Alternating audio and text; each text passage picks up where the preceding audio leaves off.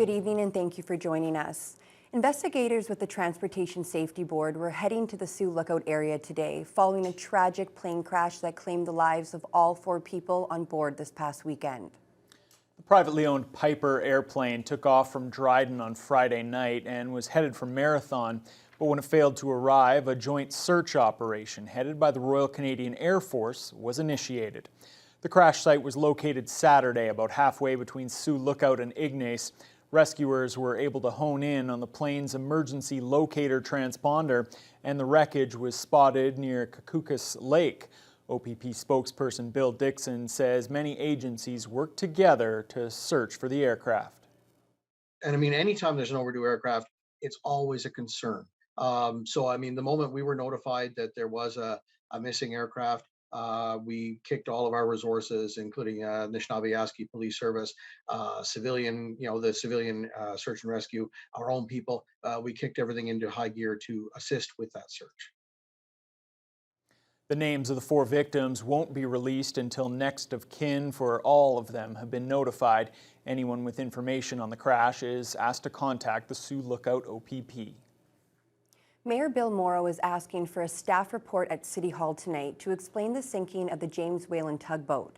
The historic city-owned vessel became submerged on Sunday after a heavy rainfall. The Whalen narrowly missed a similar fate last spring, but measures taken after that close call didn't prevent it from sinking further this time. Lee Noonan has more.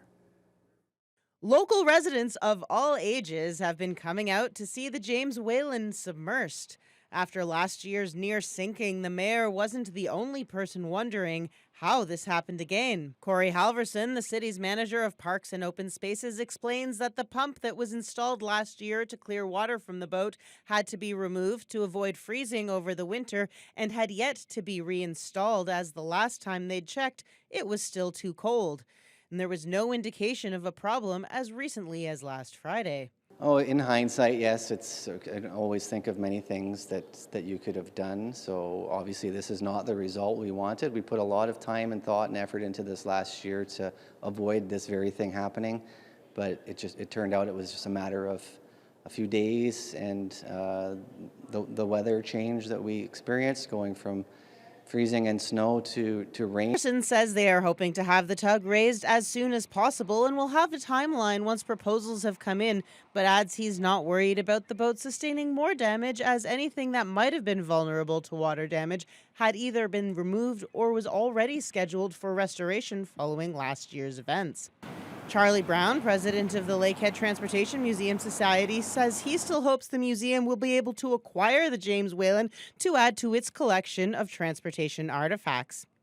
She's no longer a tug, it seems. She's started to turn into a submarine for a while. The one thing about all of these artifacts is they do have to be maintained. We're down on our property every single day of the year. We make sure that things are kept up and maintained, and I guess this one slipped through, and this is where we are today, which is really unfortunate. All indications are that the James Whalen is salvageable, although a full assessment of damages won't be possible until it's been lifted from the water. There are no concerns at the moment about environmental damage or of the ship slipping into the channel. More updates will be coming from the city as the situation progresses. Lee Noonan, TBT News. The Thunder Bay District Health Unit is reporting another COVID-19 related death today. 89 people in the district have now died with the virus since the pandemic began. There are also 4 new COVID outbreaks at care homes at Southbridge Roseview, Chartwell Isabella, St. Joseph's Hospital, and Hogarth Riverview Manor. Here's today's overall case count. The health unit is reporting 111 new infections over the weekend. The number of known active cases has fallen to 239. That's 17 fewer than on Friday. The number of COVID-19 patients at the Regional Health Sciences Center has gone up over the weekend. There are now 22 people in hospital with the virus, up from 19 on Friday. The number of patients in the ICU, though, has fallen from 5 to 2. The hospital's occupancy rate is just under 99%, while the occupancy rate in intensive care is nearly 82%. With the official start of the provincial election campaign closing in, Premier Doug Ford was in Windsor for a major announcement alongside Prime Minister Justin Trudeau today. Meanwhile, the Liberals are promising a dramatic but temporary cut to transit fares. Siobhan Morris reports. Ontario's Liberals say if they get their way at the ballot box, you would see a huge change at the fare box. We're going to drop the transit fares down to $1 a ride. Monthly transit passes will be reduced again province-wide on both municipal transit systems, the GO transit system, down to $40 per month. Those rates would hold until January 2024. Please stand clear of the doors. On the TTC, riders are both optimistic and skeptical of the idea. I think that would be something I would be really excited about. Lower the better, but I doubt it because it's hard to maintain something on a low budget, right? It's another example of them trying to buy us with our own money. We can't afford it. I think that sounds a lot better than what it is now. Right now, a TTC ride paid in cash costs $325 and a monthly pass $156. Del Duca sees the fare cut as a way to get more people onto public transit after a pandemic lull. As less people are taking transit and life is starting to come back to normal, more people are getting back in cars, and that's causing congestion on our roads. Even worse, it's making our environment worse off. The Liberals figure the plan would cost more than $1 billion in its second year, with the province sending transit agencies more money. Before the pandemic, fares funded 59% of the TTC's operating budget. The Commission says it would need to do some analysis to understand what this would mean for its bottom line if it were to become policy. The NDP leader says, no question, people are struggling to make ends meet. But let's face it, Stephen Del Duca was the Minister of Transportation for years in the Wynne government, and they didn't do what they needed to do to help municipalities provide better transit services and more affordable transit services. New Democrats are pledging to cover half the operating costs of municipal transit services. Progressive Conservatives have also seized on climbing fares while Del Duca was in government. The PCs have made moves to improve fare integration and forged ahead with expanded GO and subway service. That was CTV's Siobhan Morris. Meanwhile, candidates began registering today for the fall municipal election. The clerk's office at City Hall is now accepting nomination papers by appointment only. The first candidate to register this morning was Bill Dell. He's running for the Northwood Council seat, and he's already got some competition there as Unifor Local President Local 1075 President, Dominic Pascalino, and former at-large candidate Chris Krumpholz also filed their papers today to run in Northwood. Lori Paris ran at-large in 2018, and she's now registered to run in the McKellar ward. And the head of the Rainbow Collective, Jason Veltri, is registering tomorrow to run in the Red River ward. Dell says the process was easy.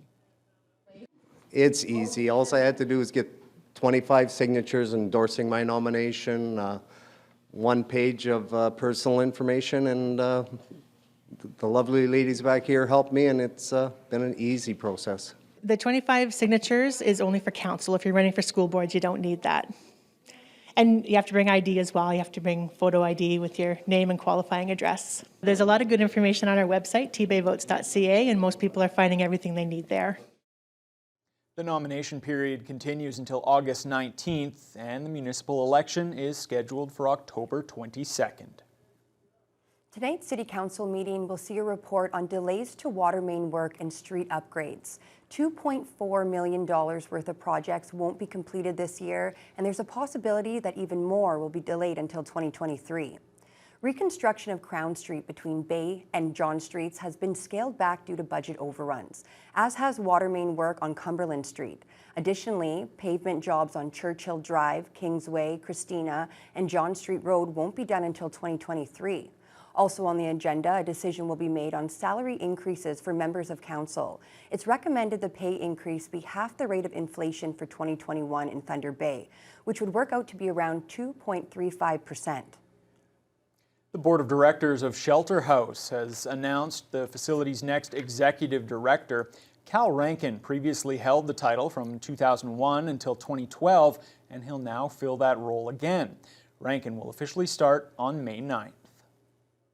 The City of Thunder Bay launched a Mental Health Awareness Week today in partnership with the local office of the Canadian Mental Health Association. This marks an important time of the year where the city promotes mental health awareness, education, and the elimination of stigma surrounding it. Vasilios Bellos was at the kickoff event and has the details. Mental Health Awareness Week in Thunder Bay was officially launched at Marina Park. It will be going on until May 8th, with the city and community partners offering initiatives throughout the week and sharing messages on social media to promote learning and access to resources on mental health.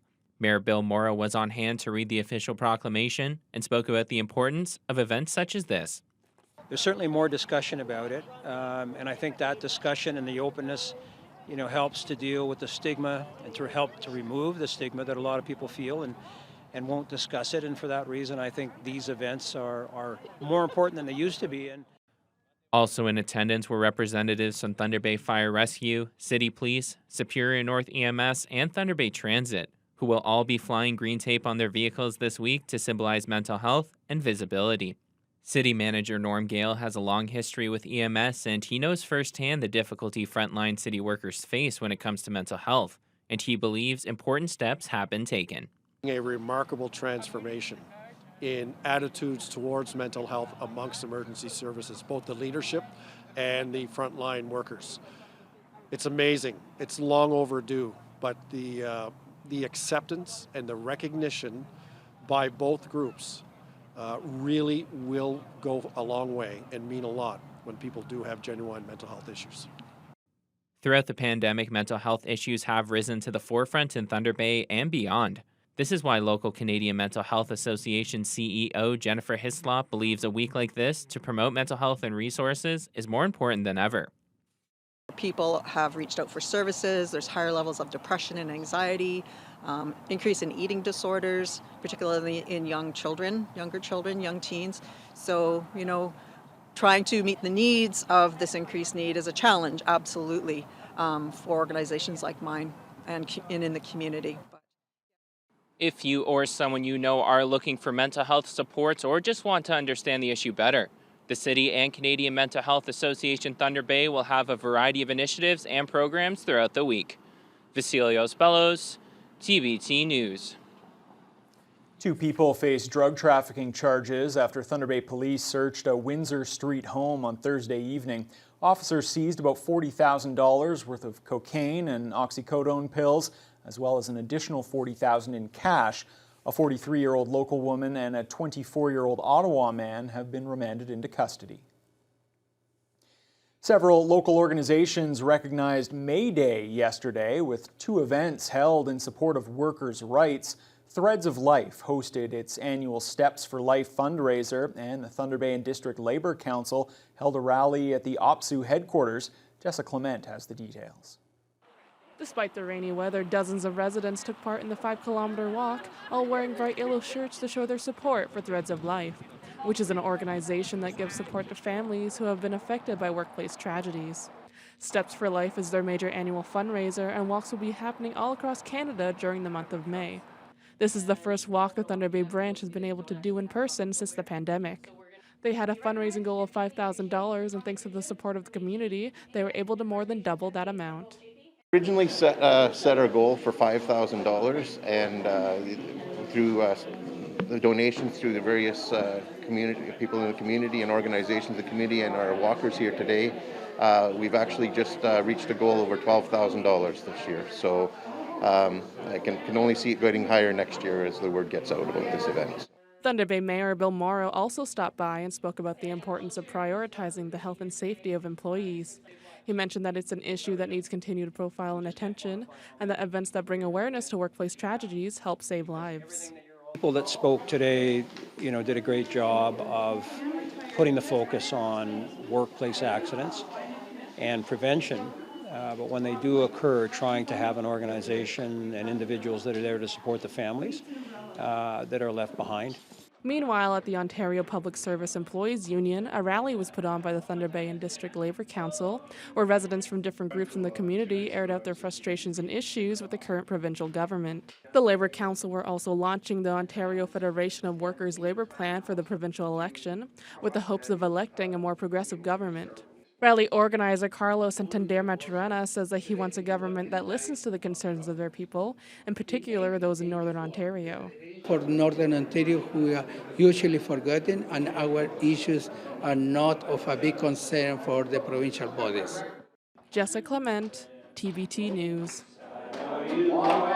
Bike lanes in Thunder Bay would normally have opened for the season yesterday on May 1st, but the snowy winter and a late spring have delayed the road cleaning schedule. So for now, motorists and cyclists have to share the road, and everyone is urged to exercise caution. Many bike lanes across the city are currently unsafe due to salt, sand, and gravel that have accumulated over the winter, as well as other debris and in some places snow. City Mobility Coordinator Derek Smith says cyclists won't be ticketed for using the lanes, but they do so at their own risk. He says they should keep as far to the right of the road as is safe based on road conditions, their experience, and what kind of bike they are riding. You have to use your best judgment based on your own experience on the road. You stay as far right as you can, reasonably so. So that means if you're on the white line, if you're comfortable with riding on the street and sharing the road with vehicles, then you ride closer to the shoulder. You can stick to the multi-use trails. We have a significant amount of them throughout the city. The bike lanes will be opened as street sweeping progresses sector by sector. Residents are encouraged to check the city's website and social media for updates and pay close attention to parking restrictions in areas with bike lanes, as they will be changing soon. Well, Fiona, I'm just happy that we can even begin to talk about bike lanes.